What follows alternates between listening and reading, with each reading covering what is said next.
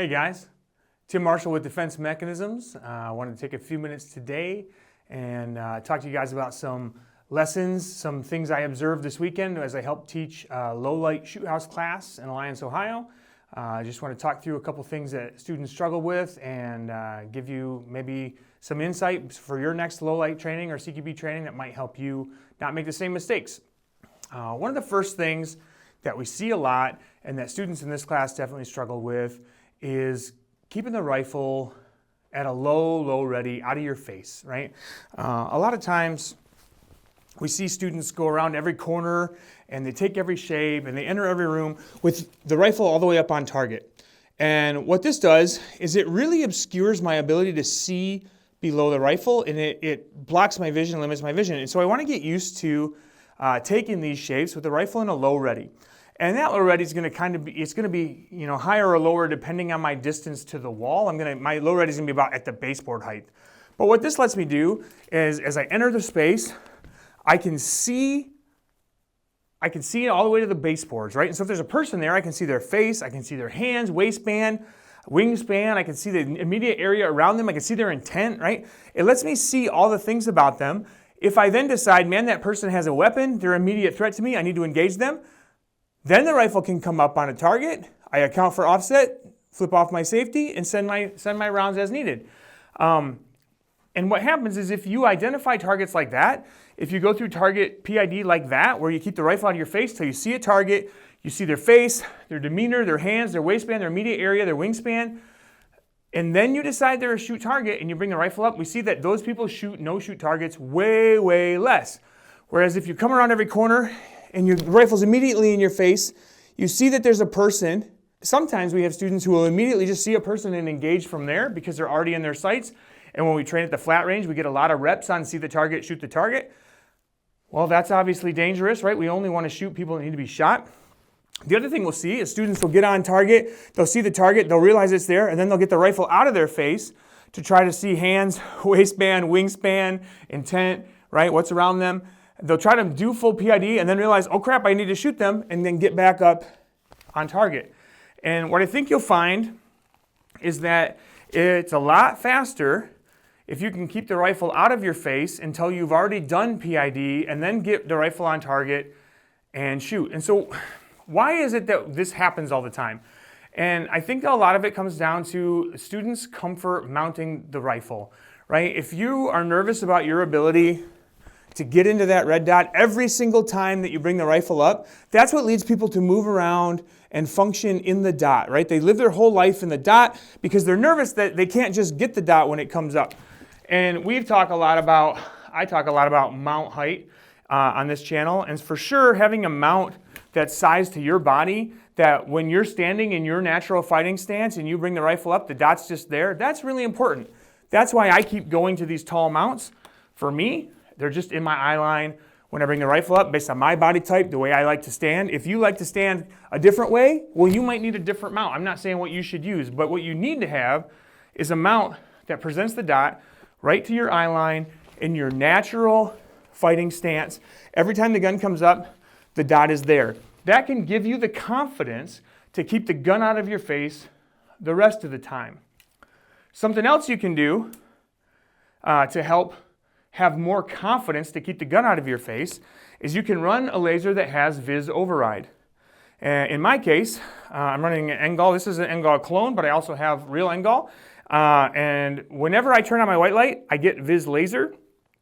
And this gives me the confidence that even if I can't get into my red dot, or I didn't get into my red dot, or I haven't yet gotten into my red dot, I can still bring the rifle up and have an aiming point. I can have an aiming point from retention. I can have an aiming point from low ready. Wherever it needs to go, I have an aiming point that I can work off of. So if you're struggling with getting the rifle out of your face, I want you to make sure that your red dot is mounted on an optic height that's natural to present for you, that it comes right up into your eye line. If it's not, you should think about changing it.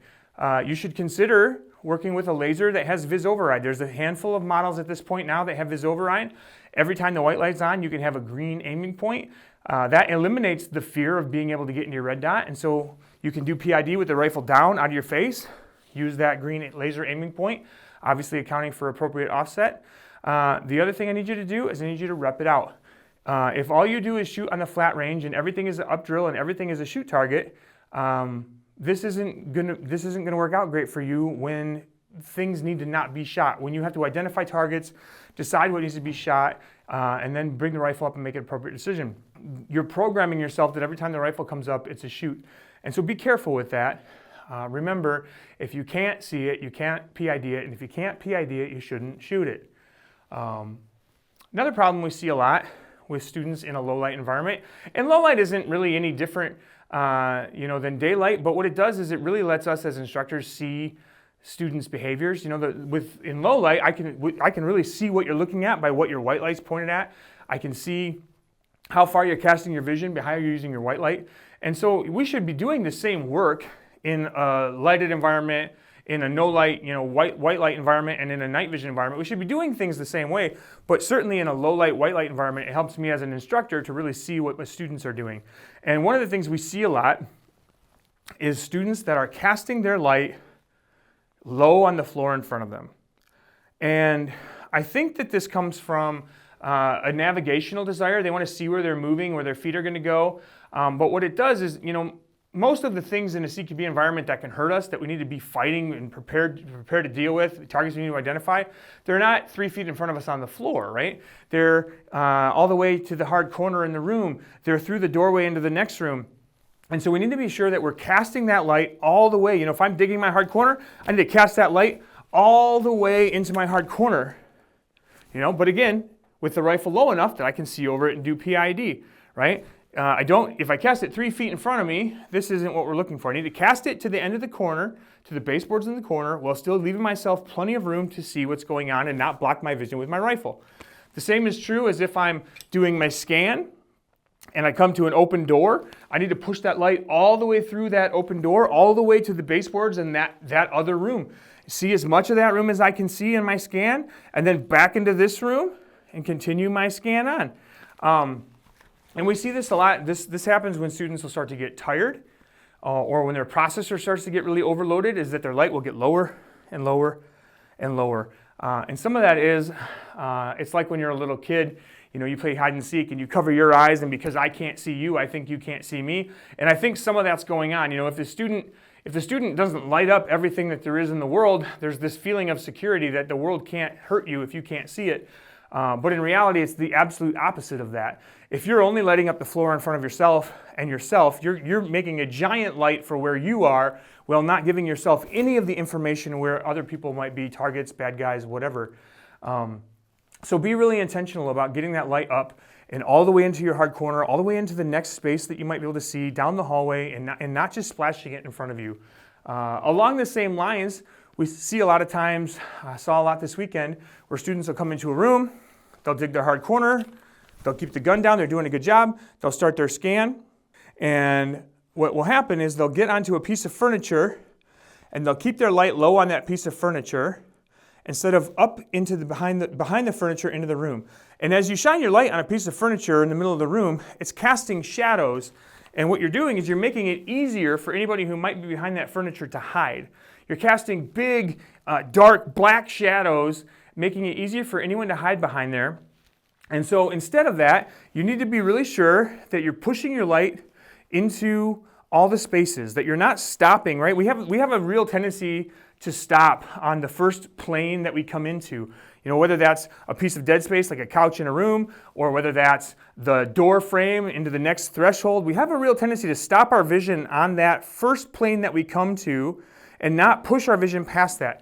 And we really have to train ourselves past that, right? The things that can hurt me are not sitting on the couch in front of me, they're hiding behind the couch in the dark shadows. And so I have to have the discipline to punch that light past the couch, to clear up those shadows with my light until I can, get a good room report, make a plan with my partner, and go clear that dead space to know for sure there's nothing back there. And so it's kind of the same, right? Don't let the light just be on the floor in front of you, but also make sure that light's not stuck on the first plane in front of you, that first object, whether it's a dead space, a couch, a table, a dresser, or whether it's a plane, like into another room, like the door jamb or the door frame. Don't let the light stop on that first plane. Make sure you push it all the way into depth, as far as there is to go that you could possibly see or be seen from. You need to push light to see what's there and identify what's there. The last big thing that we saw a lot this weekend is it's along the same vein. What we'll have is we'll have 2 students come in, they'll dig their hard corners, they'll do their scans, and their lights will end up directly in front of them on a piece of dead space. And so if I'm standing here on a piece of dead space and my partner's 3 or 4 feet over here staring at a piece of dead space, what we're doing is we're both casting those shadows deep into the room. And instead of using our 2, we use Cloud Rain 3.0s, there's other great lights out there. You have these massive, incredible weapon lights, and we're using them in a way that makes them a hindrance to us instead of makes them an advantage. And so if me and my partner, if we would cross cover with our light, instead of stopping on the dead space in front of me, I would push that light into his corner of the room and he would push his light into my corner of the room. We would cross cover that room. We would light up the whole room. We'd both be able to see a ton more. I can see what's going on with my light and I can work off of his light. He can see what's going on off his light and he can work off of my light. Those techniques give us a lot more visibility into the room and reduce and cut down the shadows versus stopping that light at 12 o'clock, creating shadows for our partner. The other thing we see a lot related to this is both partners will put their light on the same thing, and it's great. They both see that the next problem is in front of us, is dead space at 12 o'clock, but what they're not doing is they're not using the 2 lights that we have to make sure that we're illuminating all the space that we're exposed to. And so just a couple things to think about, as you guys get into CQB training or look into low light training, some ways to use the light, think about how to work around the rifle. We don't want these tools to end up being a hindrance for us or a crutch for us. The rifle is absolutely the tool that I need to stop bad guys from doing bad things. But if it's in my face, it's in my way, it's actually a hindrance, right? The light is absolutely the tool that I need to stop bad guys from doing bad things. But if it's just splashed on the floor in front of me, I'm not doing that. If it's just looking at the couch in front of me instead of casting light deep into the space, or instead of cross-covering with my partner to illuminate the whole room, looking deep into the next space, if I'm just stuck on one plane, it's not doing that. One of the other problems that we see a lot in low light, and for sure saw this weekend, is guys have a real tendency to want to work off the hot spot of their light. This creates a couple problems. If I'm watching the hot spot of my light as I do my scans, this is problematic for me because it puts me behind the reactionary curve, right? If I'm doing a scan, I'm watching the hot spot of my light, and I see something. By the time I process, I see it, I have to snap back to it, right? So I'll overdrive the target and have to snap back. The other thing that'll happen is if I'm working off the hot spot of my light, is I'm not seeing things as soon as I possibly could. And so instead of working off the hot spot of your light, we want you to work off the leading edge. We want you to watch the leading edge of the spill of the light as it makes parts of the room visible. Now you're seeing things as soon as you possibly can. And as your brain registers, hey, there's a threat right there.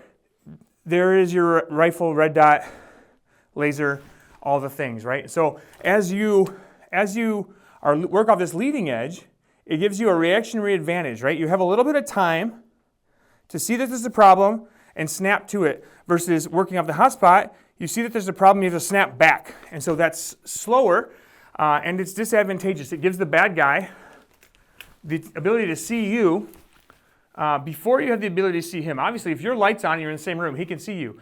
And so you want to see him as soon as you possibly can, and the only way to do that is to work off the leading edge towards your direction of scan of the light.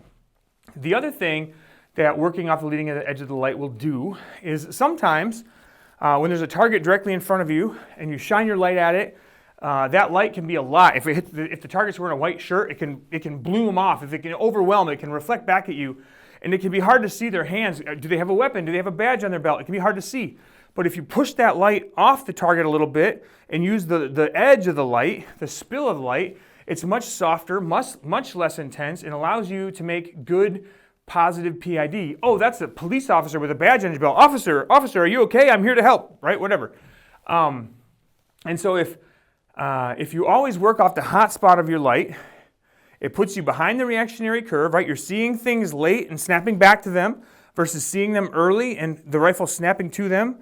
And you're making it hard for you to fully identify the target. If that light is always at the center chest of your target, it makes it difficult if that target's wearing light colors, reflective stuff, to see the badge. So you push that light off a little bit, use the spill all of a sudden you dim down the intensity of the light that's on the target and your ability to see. Now, if you need to use that light to control the suspect, for sure that light goes right in their eyes. They can't see you. You can see them. You can control them. Tell them what to do. They can't see what you're doing. So hopefully these are some tips that you guys can use in your training and your next classes as you progress in your journey. If you have any questions about getting the rifle out of your face, use of white light in low light environments, or anything else, feel free to message us in the comments or hit us up at contact@defensemechanisms.com. We love to hear from you guys. If you guys have any ideas for products, we love to hear that stuff. All of our social channels or at contact@defensemechanisms. Your ideas, the problems you're facing in your jobs are definitely what's leading us to design the products that we're making. So we really appreciate it. We'd love to hear from you guys. Hopefully this helped you out, and I'm sure I'll see you on the next one.